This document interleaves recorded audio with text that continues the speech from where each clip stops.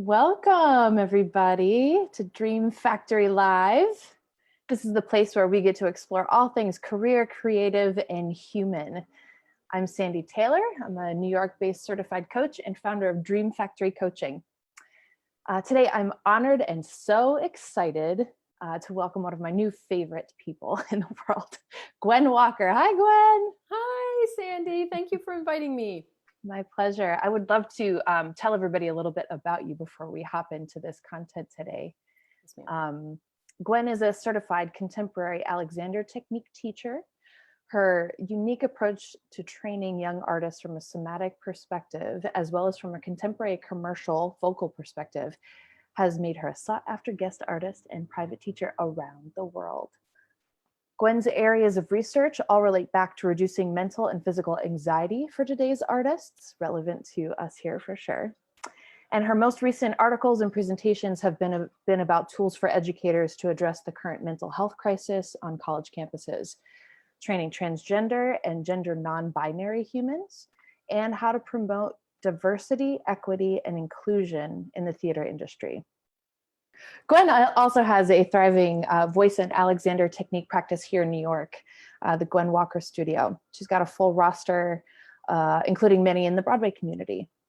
And finally, Gwen also serves as assistant professor of voice at Penn State University in Pennsylvania, where she lives with her two amazing daughters. True story. Yes. They are amazing. Yeah, yes, they are. I've seen evidence of that. So Gwen and I met just a few months ago when she came to New York for a masterclass in the infamous halls of Pearl Studios, which we all miss so much right now. I instantly recognized Gwen as a kindred spirit in some way, and then also a fellow neuroscience nerd. Yep. But I was also so immediately inspired by her skill as a practitioner and her generosity in helping people to unlock things. And I saw things from my colleagues that day that were profound, and knowing them really well. And the work that she was able to do so quickly was pretty amazing. And the experience that I had was so powerful, and the shift was so lasting that I wanted to share it with everyone. Yes. So I'm so glad you're here, Gwen. Thank you. Yeah, my pleasure. I'm so glad to be here. Good. So we all recognize, I think, that this is a difficult time. We've all figured that out. And certainly a difficult time for the arts community in particular. There is grief and pain, and all of that is real. And our bodies and our brains are trying to figure it out in all sorts of ways that are unfamiliar and challenging. And that's part of what inspired the conversation today, I think, around epigenetics, stress, and the Alexander Technique in the age of pandemics.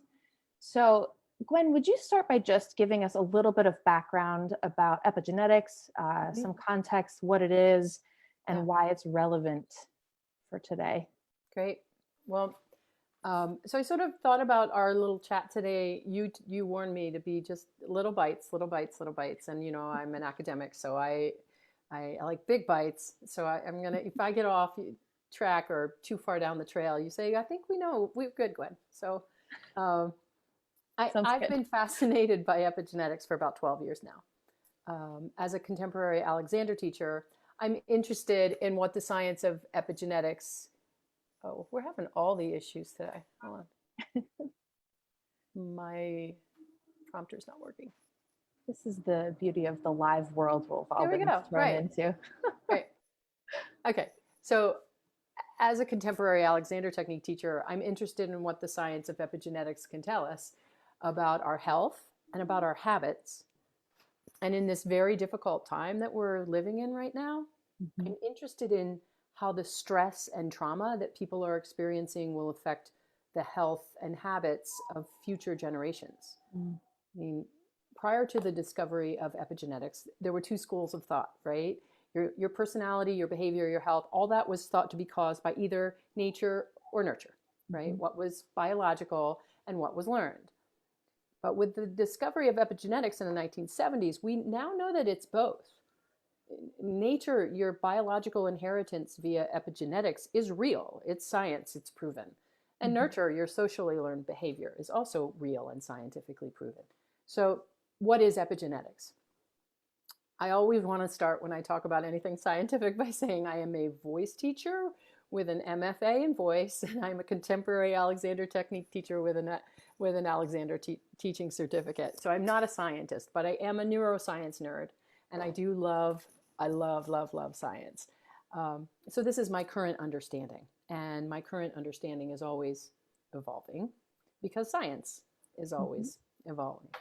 So you have trillions of cells in your body, right? And your cells contain your chromosomes, and your chromosomes contain your genes, and your genes contain your DNA, right? So every single cell in your body, your brain cell, your liver cell, your heart cell, all the cells have the exact same genetic code, all the same DNA.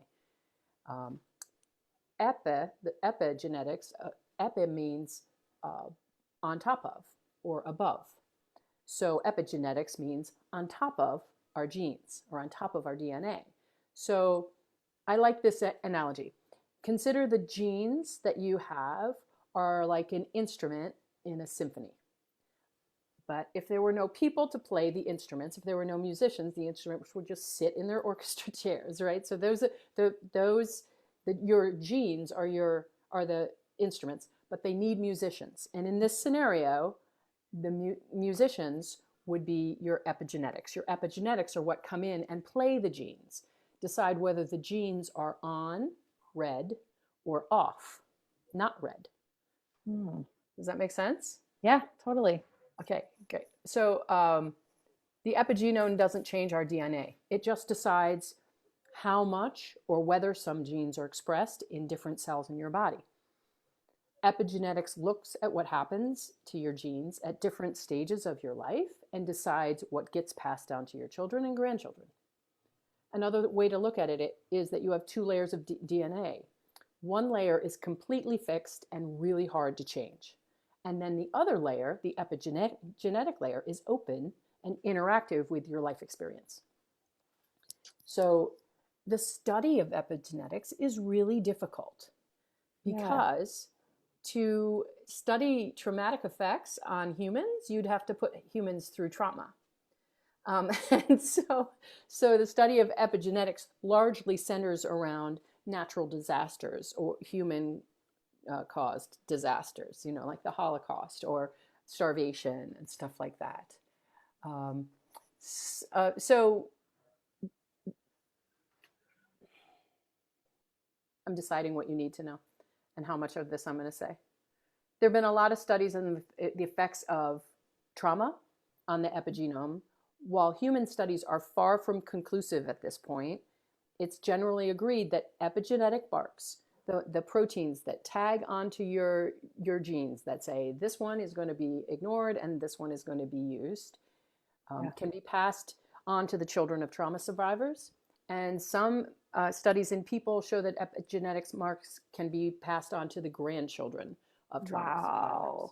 So it really is a tag. It's something that gets like on your activated. Yeah. So it says like this is a liver gene, and this is a cancer fighting gene, and this is a cancer gene, and wow. So they get tagged, and I'll get more deeply into that. So it's important to note that the impact of the trauma occurring to the parent can affect the offspring, but it's not the trauma itself. It's not like if you had a parent who was a Holocaust survivor, you would relive the experiences that your parents lived through. You would just, the science seems to say that you would inherit some of the things that happened to their body, some of those diseases and some of those things that went wrong with their genome because of the trauma that they went through. So there have been studies in mice that show epigenetic marks due to trauma can appear as many as 5 or 6 generations later. Wow. And scientists in these studies have eliminated the nature versus nurture question by growing the mice in vitro and detaching the next generation from direct parental and social influence. So now we have mice that are being raised in vitro and then being raised by mothers who weren't affected by trauma, and they're still having the same PTSD, anxiety, behavioral, autoimmune disorders, and stuff that were passed on from their parents for generation after generation after generation, and all of that because of the trauma that the original mother or father or both endured. Wow. Yeah.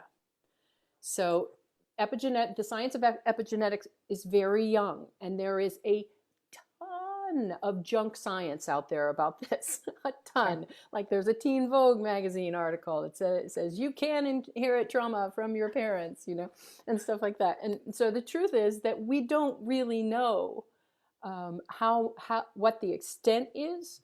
Mm-hmm. And the truth is that we don't really know whether it is transmitted in humans past grandchildren.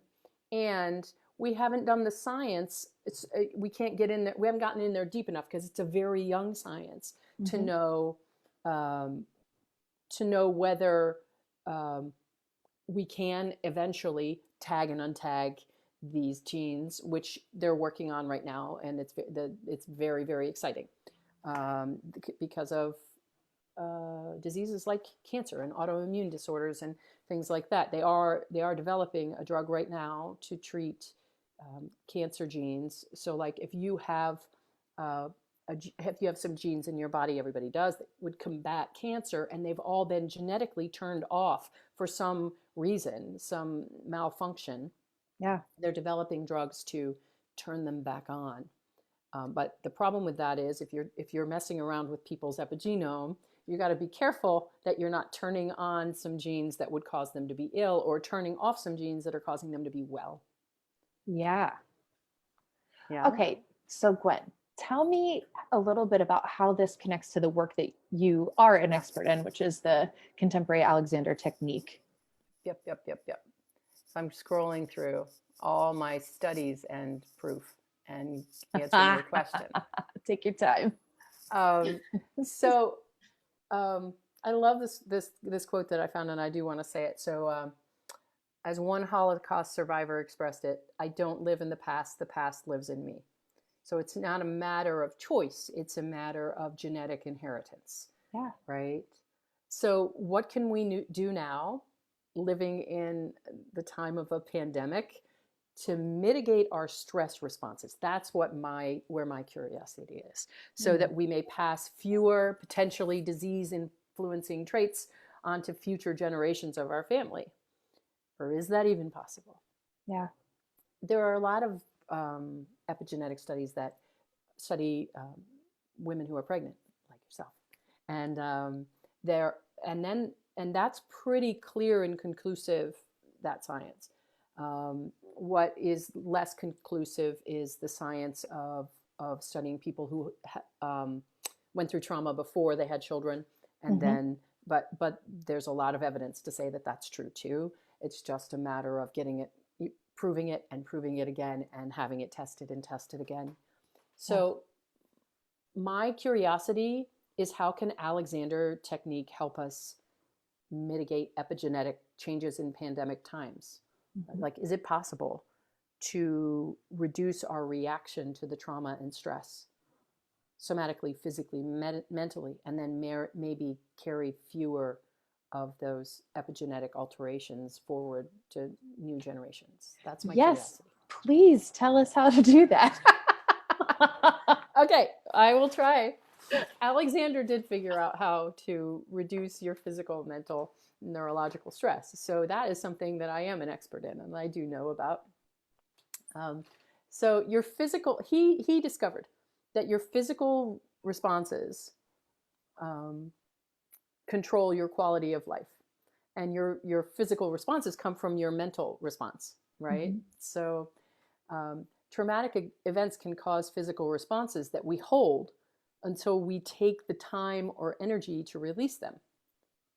But yes, ma'am, I'm proposing that we do a little work together here and get deep in between all of the negative stimuli that we are currently receiving and our psychological and physical responses, so that we potentially lessen the impact on our nervous system and maybe on our epigenomes. Okay, so you're saying we need to put a little bit of space between what's happening in real time all the information we're getting, this flood of information that's unfamiliar, and how we respond to that in our bodies. That's essentially Alexander technique in a nutshell. So in every moment of your whole life, you have the power to make a new choice. Alexander called this power of choice man's supreme inheritance. He also called the power of choice your use. So the way that you use yourself. He called it the use of self. Yeah. How you use your body and your mind as you navigate your beautiful life is use. Another one of his discoveries is that the force of habit can be stronger than your power of choice. So you may be choosing to react a specific way and not able to because of autonomic nervous response. But he didn't know that. But later it's been proven by science, right? Yeah. But he figured out, before all the science was out, he figured out how to overcome your force of habit so you can make new choices. And so let's break that down. Most of us think that the way we respond to things is not in our control, right? For example, when I'm late, I panic and I get anxious. And it's just who I am. It's how I was raised. It's how my parents are, et cetera, et cetera, et cetera, right? Yep. The thing is that reaction is something that you've practiced. Yes. And you're good at it. And those neurological pathways are well greased, and it'll be the way you always do that thing unless you decide that you might want to make a change, make a new choice. And that old reaction is actually a habit you've practiced for a lifetime. Alexander discovered a way to rewire your nervous system to get rid of unhelpful habits and practice new ways of responding. So here's a great quote from a Michael Gelb book, Michael, Gelb. I love his books about Alexander. This book is called Body Learning. And he said, our reaction to disturbing events throws our bodies into chronic imbalance. We tend to hold the memory of a traumatic experience in a particular part of the body. And this muscular memory in time becomes part of the total pattern and is incorporated into an individual's use of himself. Failure to take responsibility for one's use assures that the memory remains. Yeah. That's all in line with, my understanding of the van der Kolk trauma theory too. Yes. The body keeps the score and it stores it. Sure does. In the nervous system, all of those things. So yes, that's familiar. Sure does. So, but you have a choice. So you can choose to stay imbalanced after a traumatic event, or you can make new choices. I believe you can choose to stay balanced during a traumatic event and have the event affect you less dramatically. Okay. How? It's all about the pause. And we'll get into that. I've got it all here for you. So. Okay. I won't rush you. I just want to know. If you learn to receive information and not immediately react. Okay. So the space. The pause. There's a possibility for events to affect you less deeply. It takes a little patience, a little study, a little guidance, a little practice, but it's possible. It's totally possible. And I know from personal experience and from teaching this work that we do exercises in my Alexander technique classes where I have people, let's do one. So let's pay attention to our bodies. Okay. While for the rest of our time together, I'm going to ask you to really pay attention to what's happening. Okay. So imagine, Sandy, and all people who are listening, that you just got some bad news. What did you notice happen in your body? Well, my shoulders automatically go, and my stomach clenches. Your stomach. Yeah. I lift up off my chair and I pull my neck down and I stop breathing. Those things happen. Yeah, definitely stop breathing too, for sure. Yeah, that's a big one. So I'm like a turtle back into a shell. And you're like, yeah. So good to know what it is. That's an automatic response. It's a practice one, but it's an automatic one. Yeah. And please notice that I'm not calling it a bad habit. it's simply a somatic reaction to stress. Judgment has no place in this work. No place. Words like good, bad, should, right, wrong, all those things are things you'll never hear me say. They're just not useful in implementing change. Understood. They aren't. So Alexander discovered the steps to change a habit. This is what you wanted. Here it is. Here's the gold. Yeah. Yes, So I'm ready. the first step is to notice that you have a habit that isn't useful to you. Mm. And notice I didn't say bad habit, right? A habit that isn't useful to you. I have habits around being late. So when I think I'm going to be late, my whole body goes into fight, flight, or freeze because I'm like, ah! Because my dad always was like, you're not 10 minutes early, you're late, right? And then I was a theater person, and that was always told to me too. And so I was like, all this trauma around being late. Mm-hmm. And so it's possible to be late and not jack up your nervous system, or to worry about being late and not jack up your nervous system, which I hope relates back to we can endure what's happening right now and not have it jack up our nervous system to the extent that it would if we weren't paying attention. So step one is to notice that you have a habit that isn't useful to you. And step two is to have a party. This is a Gwen step. I'll be clear, not an Alexander step, but it's because of all my research into negative thinking. And people tend to, when you notice you have a habit, like I'm late, ooh, and then you go, oh God, why do I do that? Darn it, I suck, right? Whatever your narrative is. Yep. So I say, when you notice, that's the beginning of change. That's when you can make a new choice, right? And that's so exciting that in every moment of your life, you can make a new choice. You don't have to spend your whole life jacking up your body when you are late or when you receive bad information. You can make a new choice. So it's exciting. So my party comes with a dance. So I notice I'm doing something that I don't like, and then I go, oh, I noticed. That's exciting. And so here, and step three is pause. So Alexander called this inhibition, but that's an antiquated word and it makes people do funny things. So in my Alexander school, we use the word pause. So pause just means slowing down to thinking speed. It means releasing what you noticed. Maybe in your pause, you make a list. You say, okay, Sandy had her shoulders and her breath and her stomach. And maybe in the pause, you let that go. So we have notice, party, pause, which is what none of my young students want to do. And maybe some of your older ones. And maybe some of my older ones. And give yourself a firm new direction. Give yourself a new activity to do.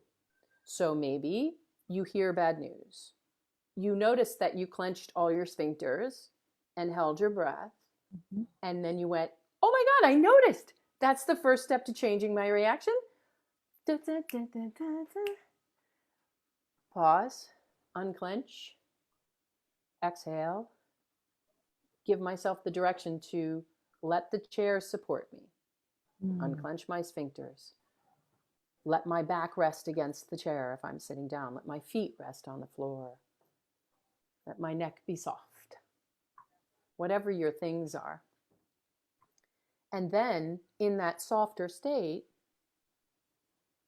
let's hear it again. So let's actively, it has to be actions. Give yourself the actions of Sandy's going to breathe and release her stomach and release your shoulders. And you're going to hear that bad news again while you're here. What happened? I've dropped right back into my body. Your voice is very different. And you still heard the bad news. Right. But you were in your body and on the ground. So you have control over your response. If we all would just go the littlest bit slower,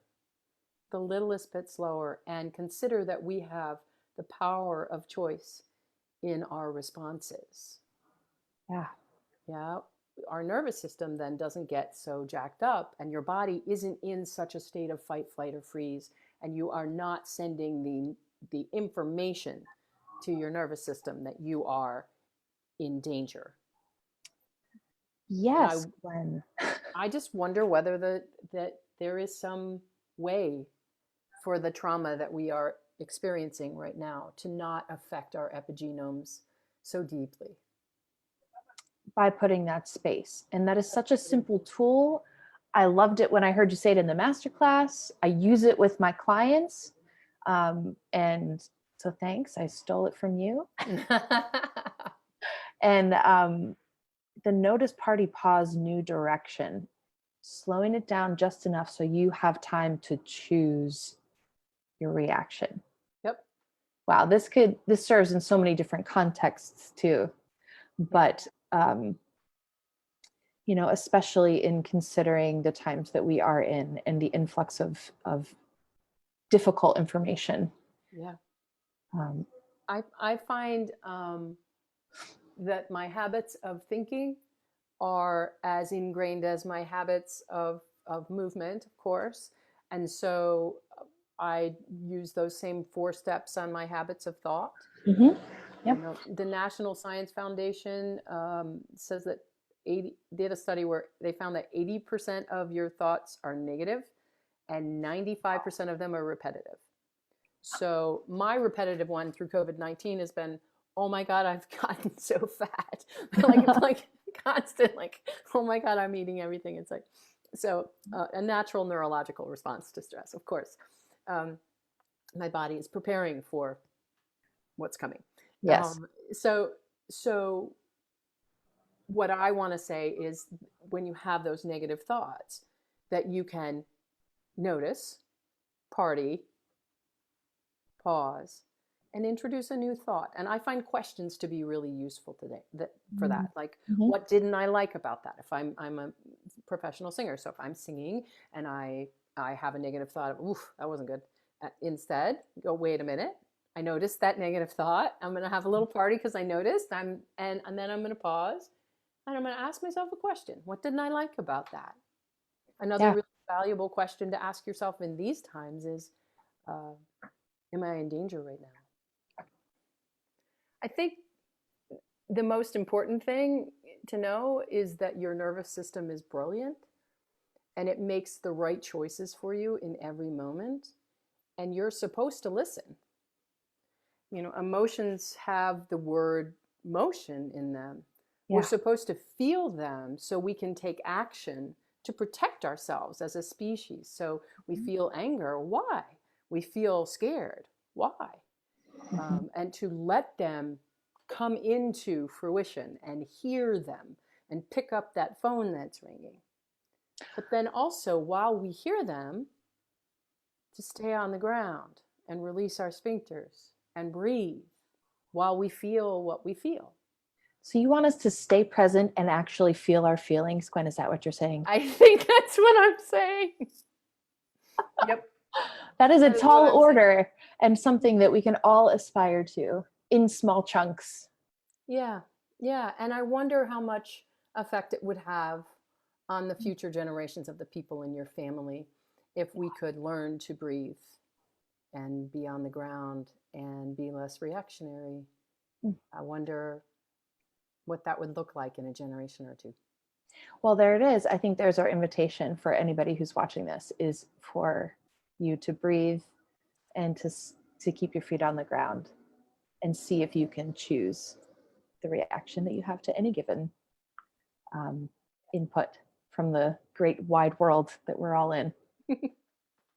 Yeah, amazing. Oh, that is such good stuff, Gwen. We could talk about that for hours. Oh, I could. Yep. Yeah. Thank you so much for doing this and for sharing. Thank you for inviting me. I had a good time. Pleasure. Good. Yes, we'll do it again. And man, I can't wait to see. I want to read what you're going to come up with all of this stuff. Yeah, too. article in process. Awesome. Good. All right. Okay. Thank you so much. And I guess we'll speak soon. Yeah. Take care, my friend. Thank you. Bye. Bye.